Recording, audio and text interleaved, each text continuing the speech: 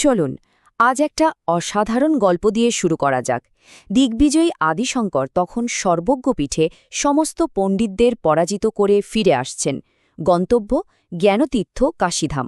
তো সেই প্রাচীন শহরেরই এক সরু গলিতে তার সাথে এমন একজনের দেখা হল যা অদ্বৈত বেদান্তের ইতিহাসে একটা নতুন অধ্যায় খুলে দিয়েছিল।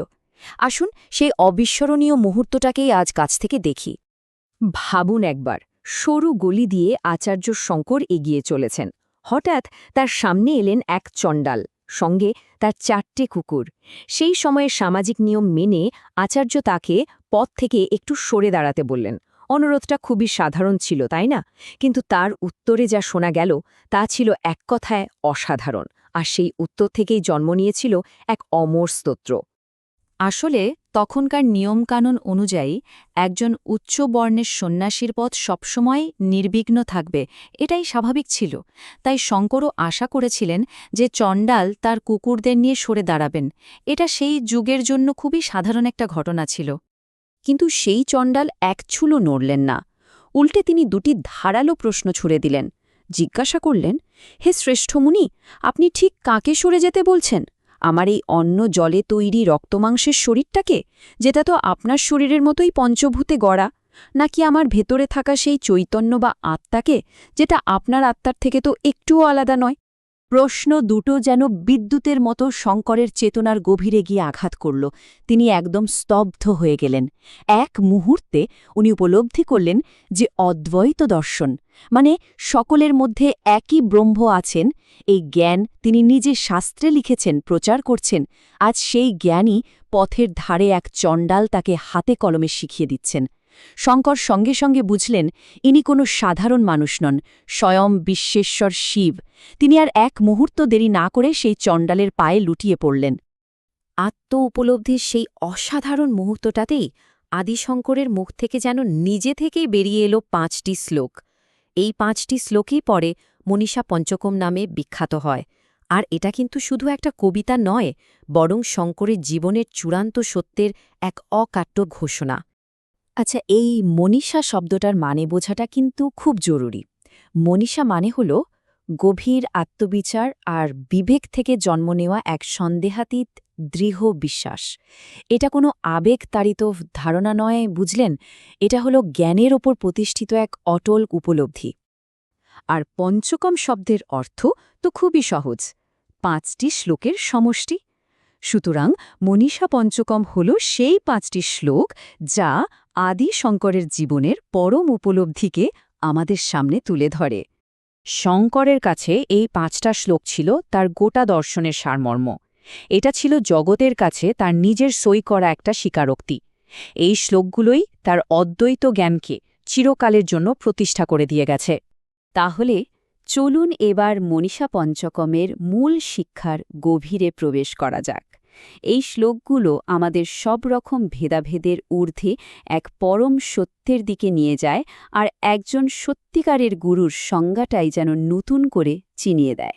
প্রথম শ্লোকেই শঙ্কর যা বললেন তা এক কথায় বিপ্লবী। তিনি ঘোষণা করলেন, জন্মসূত্রে কেউ চণ্ডালী হন বা ব্রাহ্মণ, তাতে কিচ্ছু যায় আসে না। আসল কথা হল, যদি তিনি এই পরম সত্যটা উপলব্ধি করে থাকেন যে আমি সেই সৎ চিৎ আনন্দস্বরূপ ব্রহ্ম, তাহলে তিনি আমার গুরু। এত্তে সামনি সামাম, মানে এটাই আমার দৃঢ় প্রত্যয়। এরপর দ্বিতীয় শ্লোকে উনি চেতনার 3টি স্তরের কথা বলছেন। আমরা যখন জেগে থাকি, স্বপ্ন দেখি বা গভীর ঘুমে থাকি, এই 3টে অবস্থারও যিনি সাক্ষী, যিনি সবটা দেখছেন, সেই অপরিবর্তনীয় চৈতন্যই আমাদের আসল সত্তা বা আত্মা। সেই আত্মা এই সব অবস্থার ঊর্ধ্বে। তৃতীয় শ্লোকে গিয়ে এই একতার ধারণাটা আরও বিশাল হয়ে যায়।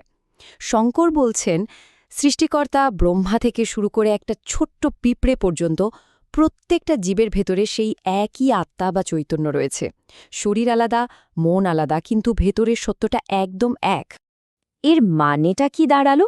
মানে হলো, আমরা বাইরে থেকে যে এত পার্থক্য দেখি, জাতি, বর্ণ, লিঙ্গ বা প্রজাতি, সেগুলো সবই ওপরের স্তরে। এই পার্থক্যগুলো আসে শুধু দেহ, মন আর আমাদের পূর্বজন্মের সংস্কার বা বাসনার জন্য। কিন্তু সবার ভেতরে যে মূল সত্য, সেই সৎ চিত আনন্দ তা কিন্তু এক এবং অদ্বিতীয়। ভাবুন তো, এই দর্শনের সামাজিক তাৎপর্যটা কত গভীর। এটা শুধু আত্মার জ্ঞান নয়, এটা সামাজিক সাম্যেরও একটা অত্যন্ত শক্তিশালী ভিত্তি। এখানে আধ্যাত্মিক জ্ঞান আর সামাজিক সাম্য যেন হাতে হাত রেখে চলছে।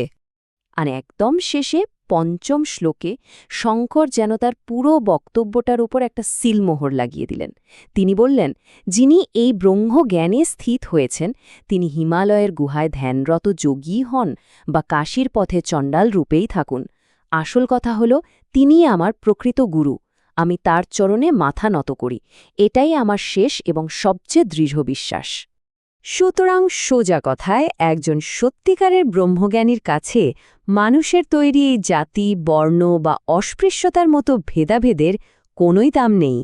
তার কাছে একমাত্র বিবেচনার বিষয় হল জ্ঞান আর উপলব্ধি, জন্ম বা সামাজিক পরিচয়টা নয়। হাজার হাজার বছর আগের এই দর্শন আজকের দিনেও কিন্তু সমানভাবে প্রাসঙ্গিক।